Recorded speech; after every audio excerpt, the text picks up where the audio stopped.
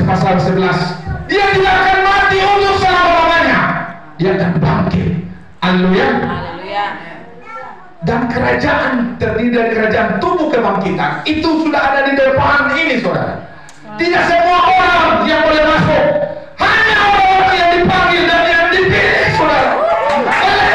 Sehingga Tuhan Yesus berkata, bukan kamu yang memilih aku tidak memilih kamu. Sehingga ikut Yesus, ikut sungguh-sungguh, serahkan hidup kepada Tuhan. Jangan menilai Tuhan karena engkau susah hari ini, nggak ada beras, nggak ada apa saja, lalu engkau menyalahkan Tuhan dan engkau mulai curiga Tuhan kata sayang lagi ke kita. Haleluya. Lihat yang tidak kelihatan, pandang yang tidak kelihatan, karena itu kekal, saudara. Tubuh ini Tuhan biar 1-2 hari tidak makan, tidak apa-apa. Haleluya. Haleluya. Tapi Tuhan Yesus sudah berikan keselamatan abadi. Tidak semua orang bisa dengan bebas Tuhan kita mau ikut pengaku. Buktinya Bapak Ibu, penginjil-penginjil sudah diutus, tapi orang Islam, Buddha, Konghucu, hari ini mereka masih menolak Yesus. Jadi berbahagia hari ini engkau sudah dibawa Bapak-Ibu. Haleluya. Berarti kau ada pilihan. Haleluya. Haleluya. Haleluya. Haleluya. Engkau ada pilihan. Kau telah dipilih. Haleluya. Mari Bapak Ibu lihat. Dan saya katakan di awal untuk beberapa orang, mari serahkan hidupmu kepada Tuhan. Masuk Bapak Ibu, karena itu pintu awal dari proses kelahiran kembali. Waktu Yesus berkata kepada Nikodemus, kau harus dilahirkan kembali. Kalau tidak, kau tidak dapat melihat kerajaan Allah. Jangankan masuk, melihat pun tidak bisa. Haleluya. Ini yang kami buka Bapak Ibu dalam Tuhan. Haleluya. Wah. Saya ada satu kisah yang sangat unik yang kita akan baca hari ini. Mari buka bersama saya, kita berdiri Bapak Ibu. Haleluya. Dalam Injil Lukas pasal 18 ayat 1 sampai ayat yang ke-8. Kita akan baca bersama-sama Injil Lukas pasal 18 ayat 1 sampai 8. Perumpamaan tentang hakim yang tak benar. Kita akan baca bergantian ya. Saya ayat 1, jemaat sekalian membaca ayat yang kedua dan seterusnya sampai ayat yang ke-8. Kita mulai. Yesus mengatakan suatu perumpamaan kepada mereka untuk menegaskan bahwa mereka harus selalu berdoa dengan tidak jemu-jemu. Katanya sebuah kota. Tuhan, ini satu prinsip Bapak, satu prinsip dalam kita berdoa dan menantikan janji Tuhan. Haleluya. Nah, ini berbeda dengan, karena ada bagian yang lain kita harus peka juga bahwa Tuhan menjawab atau nyandak ini kita berdoa ini. Tapi saya berbicara satu hal yang sengaja Tuhan Yesus buka. Ini prinsip Bapak Ibu, sikap hati yang harus dimiliki oleh setiap orang benar, orang percaya dalam berdoa dan menanti jawaban Tuhan. Namanya kegigihan, saudara. Konsistensi, kesabaran itu so mencakup sampai di sini, saudara. Jangan cuma satu kali berdoa baru diam, Bapak. Haleluya. Dibiarkan, Tuhan belum jawab, belum ada DP, belum ada sesuatu yang terjadi. Saudara, saya kaget membaca kisah ini Bapak Ibu dalam perumpamaan ini. Haleluya. Saya berharap saudara menangkap sesuatu yang sangat penting di sini. Ini prinsip yang sangat penting yang Tuhan Yesus buka. Perumpamaan ini Bapak tentang seorang hakim yang tidak benar. Artinya hakim yang namanya di dunia semua hakim banyak DP yang betul, Bapak. Meskipun ada hakim yang betul, Tapi Tuhan angkat di sini hakim yang tak benar. Jadi dikisahkan ada seorang janda di ayat yang kedua, ya kan? Itu mengenai hakim yang tidak takut akan Allah dan tidak menghormati seorang pun. Kalau boleh dikata ini hakim yang super killer. Nah, di Indonesia adanya ada hakim begini. Di ayat yang ketiga ada seorang janda yang selalu datang kepada hakim itu dan berkata, belalah aku terhadap lawanku. Turuma abeyaku be, ya kan? Misalnya dalam sebuah perkara, dia datang ke hakim. Terus, bukan cuma satu kali, saudara. Bukan cuma satu kali. Sehingga Tuhan kasih gambaran, kasih perumpamaan ini karena janda ini datang kepada hakim itu bukan cuma satu kali. Bukan cuma satu dua kali. Akhirnya hakim itu berkata, di ayat yang ke-5, hakim ini mulai merasa nyata senang, nyata sejahtera. Sudah menjadi tidak nyaman akibat ini ulah dan janda ini, saudara. Tangkap baik-baik, saudara, yang di prinsip ini, saudara. Haleluya.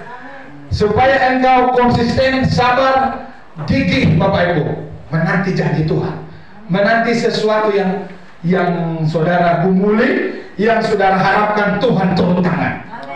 Haleluya. Supaya saudara tidak kecewa, saudara tidak menjadi pasif, dan saudara kehilangan arah, saudara.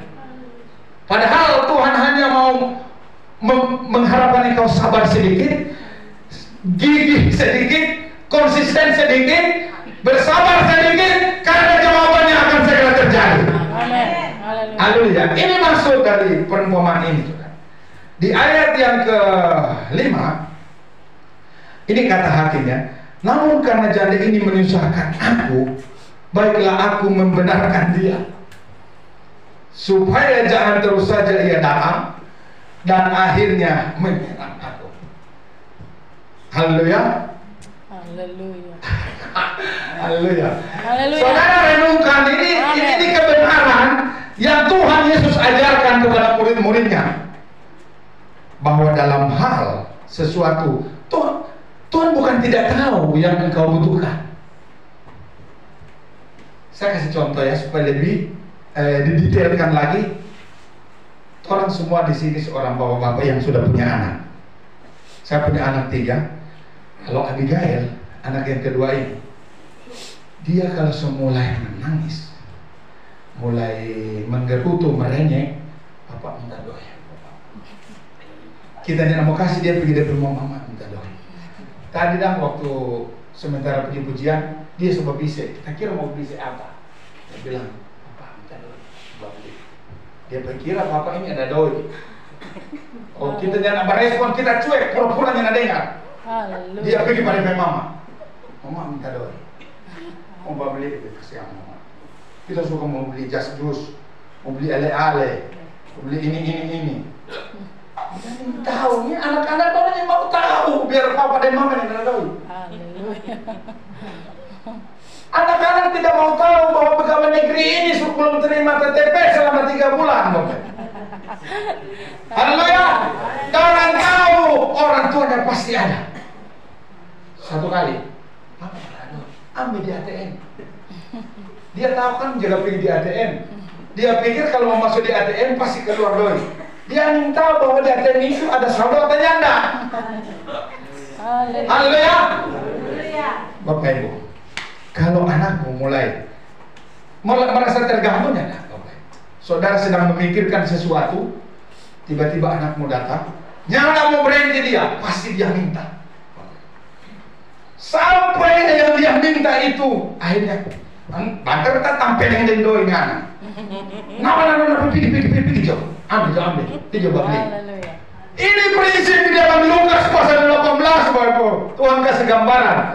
Daripada anak bikin susah Pak kita hari-hari datang, sudah kita mau kasih menang jawab anak, supaya anak sudah mau datang. Tangkap Bapak Ibu kebenaran ini Bapak. Untuk satu hal Bapak, prinsip dalam berdoa, prinsip dalam menantikan sesuatu yang engkau doakan. Haleluya.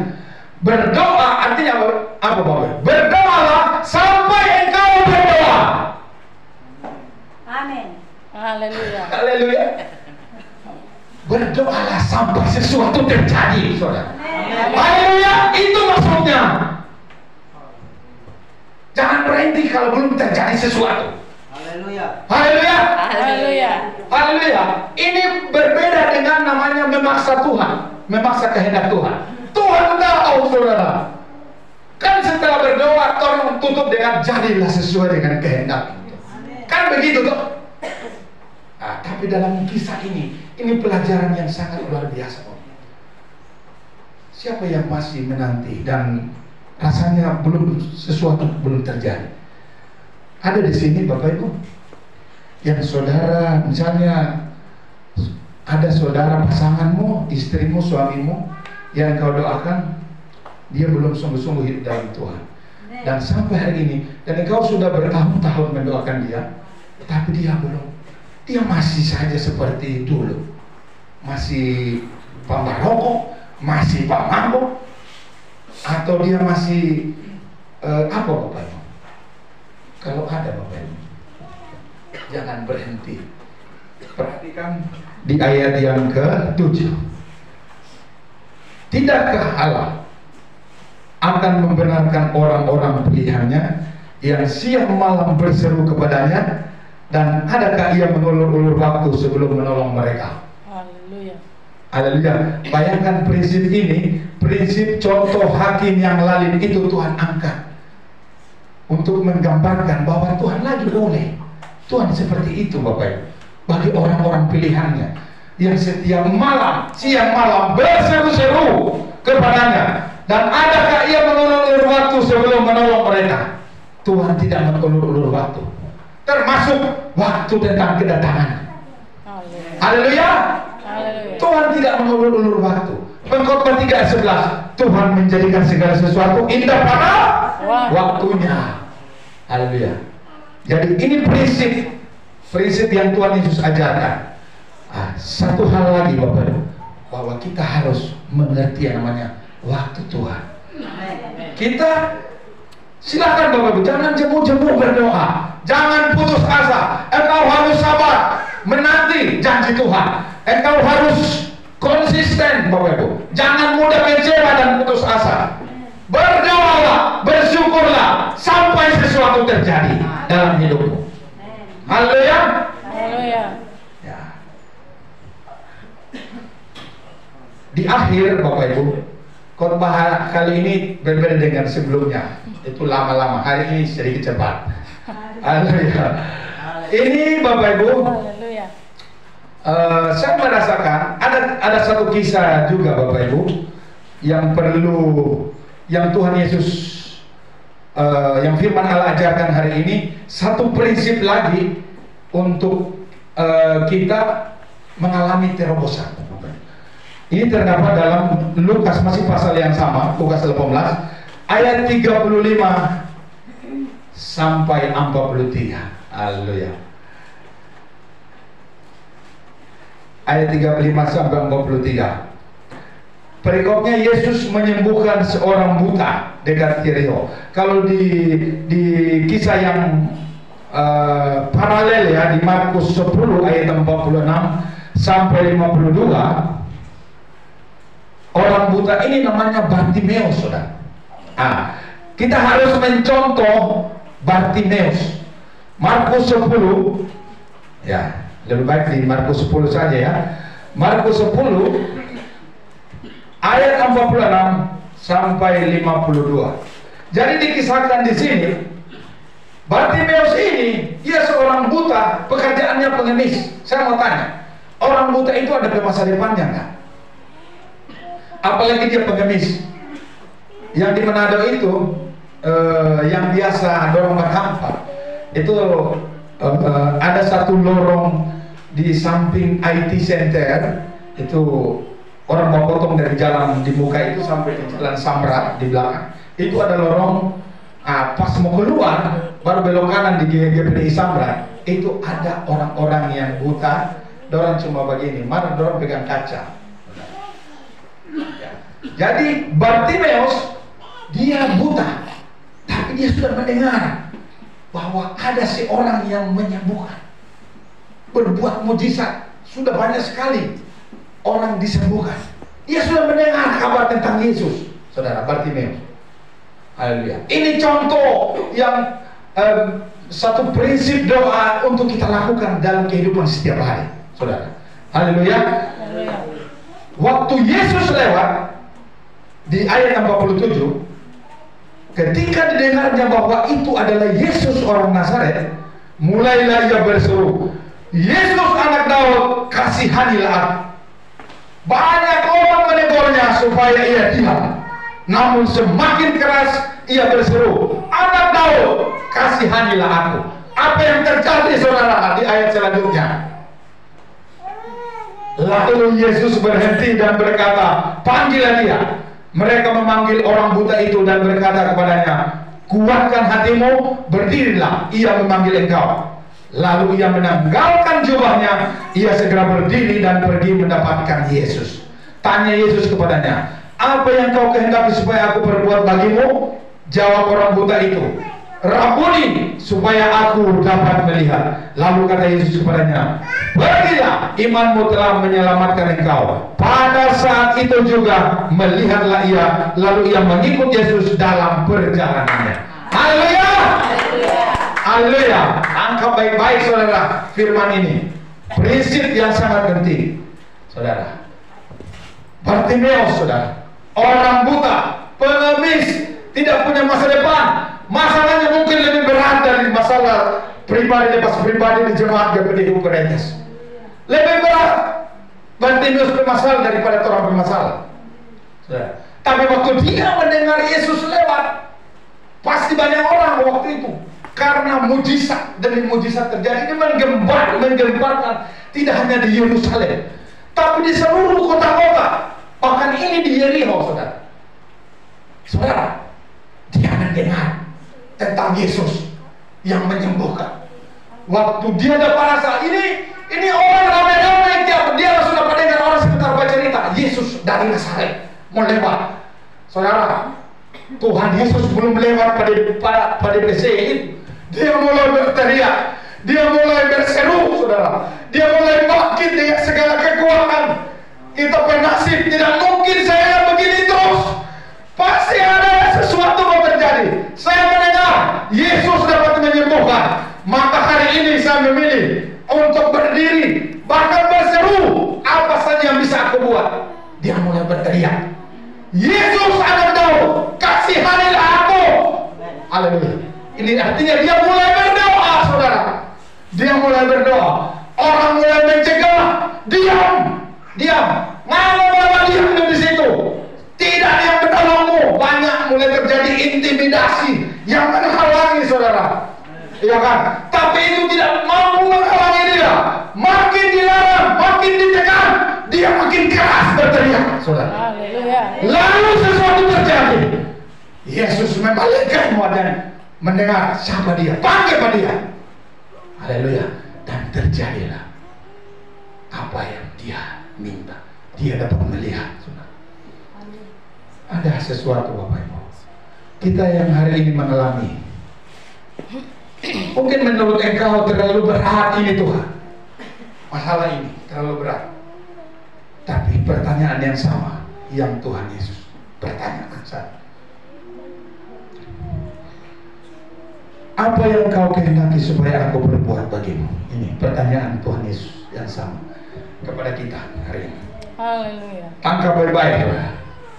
Tadi prinsip seorang hati. Ini menggambarkan hati Tuhan. Hati Tuhan sebetulnya tidak terganggu dengan orang yang tiap hari mengeluh, bahkan berdoa masalah itu terus. Tuhan tidak terganggu. Datang kepada Tuhan. Haleluya. Dia akan memberikan jawaban yang pasti kepadamu dan tidak membuat engkau kecewa. Haleluya. Manusia mungkin mengecewakan. Kalau engkau selalu melihat manusia, pasti kau akan kecewa. Pandanglah Yesus yang setiap hari mendengar setiap keluh kesah. Haleluya. Setiap air mata yang keluar, Tuhan tampung dalam kirbatnya. Haleluya. Jangan menghina. Tidak apa-apa orang menangis. Laki-laki menangis, saya juga menangis, Bapak. Walaupun istri saya tidak tahu, saya juga menangis, meneteskan air mata. Saya punya anak 3, ya kan? Tapi apakah Tuhan tidak tahu air mata kita yang jatuh itu? Dia tahu, makanya dia tampung, Bapak. Jangan berhenti engkau berdoa dan bersyukur, menyembah, berdoa sampai sesuatu terjadi. Contohlah Bartimeus, Bapak Ibu. Seorang janda ini, Bapak, yang digambarkan dalam perumpamaan. Hati Tuhan, Bapak. Jadi prinsip Tuhan menjawab doa itu begitu, Bapak. 2 hal ini yang dibuka dalam kisah ini. Kisah Bartimeus. Makin orang menekan, orang-orang di sekitarmu mulai terganggu dengan keberadaanmu. Jangan berhenti, saudara. Haleluya. Contohlah Bartimeus, saudara. Dia tidak peduli orang mau bilang apa. Tidak apa, orang menghina saya, bahkan melarang supaya tidak bertemu dengan Tuhan Yesus. Tuhan melihat hatinya, lalu sesuatu terjadi. Waktu Yesus Bartimeus berseru di puncak kekuatannya, Bapak. Terjadi di ayat yang ke-49. Yesus berhenti dan berkata, panggillah dia, saudara. Haleluya. Nah, berarti kalau sesuatu belum terjadi, mungkin kurang keras saudara berdoa atau apalah, bagaimana bisa digambarkan. Mungkin saudara kurang greget dalam mengejar Tuhan. Haleluya. Coba buat Tuhan seperti Bapak kita merasa tidak nyaman, Bapak. Karena Tuhan itu terus yang Tuhan minta. Tuhan, selamatkan suamiku, selamatkan istriku. Hari-hari itu terus didoakan. Akhirnya Tuhan jawab, saudara. Haleluya. Haleluya. Saudara bisa mengerti maksud dari firman ini, saudara. Amin. Mungkin saya tidak terlalu paham mendetilkan maksudnya, tapi saya percaya Roh Kudus sedang bekerja hari ini. Saat ini juga menjaga engkau, saudara, membawa engkau untuk menangkap rahasia yang sangat besar ini, saudara. Itu satu orang bertobat seisi rumah diselamatkan, maksudnya apa, saudara? Tuhan mau berperkara melalui satu orang itu, saudara. Kalau engkau kurang tinggi, kurang bersabar, kurang konsisten, tidak akan terjadi sesuatu. Haleluya. Ini Bapak Ibu, kebenaran hari ini. Mari kita berdiri, saudara. Haleluya.